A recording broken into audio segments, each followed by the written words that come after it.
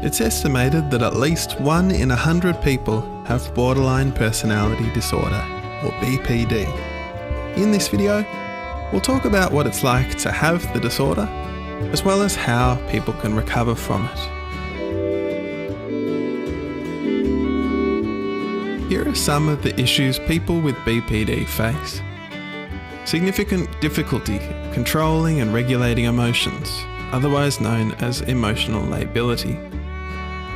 Uncertainty of self, what psychiatrists call an unstable self-image.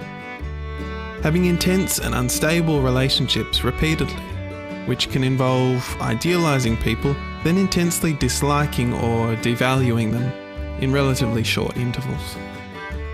Feeling an urgent need to avoid being abandoned by other people, even if the abandonment is only imagined. A chronic feeling of emptiness, and repeatedly acting in impulsive and risky ways. As you can see, it's a picture of instability.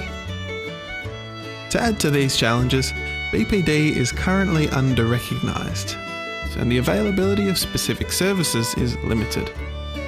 The reason may include the ongoing social stigma of mental health conditions, or the challenges that health professionals face in treating BPD. It is quite possible to treat it, but more on that later. Imagine a good friend of yours has BPD. You tell them something about your new partner, and they react ferociously. If you've been hurt by them in one of their more severe episodes of instability, you might struggle to feel empathy towards them. But it's important not to blame the person in such situations. It's not their fault, after all. So what is the cause of BPD? Well, it isn't fully understood. Currently, a combination of biological factors and early life experiences such as trauma is thought to contribute to the development of BPD. In diagnosis, psychiatrists attempt to observe a pattern of these features mentioned before. These must be considered inflexible, pervasive, long-standing, and must lead to clinically significant distress or impairment. In terms of recovery, the best treatment results have been shown with a branch of psychological counselling known as dialectical behavioural therapy.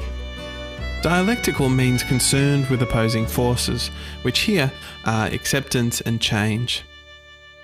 Think of some of the challenges mentioned earlier, then consider how that might affect a relationship between a health professional and a person with BPD. It's important to engage clinicians who have thorough experience and understanding of this condition, given that the maintenance of a strong therapeutic relationship is integral to positive outcomes. It may take several goes, but strong improvements are possible. In this video, I've tried to show the challenge and complexity of living with, as well as treating BPD.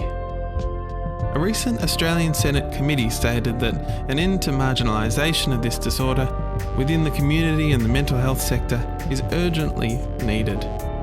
And we'll leave it on that note. See you next time.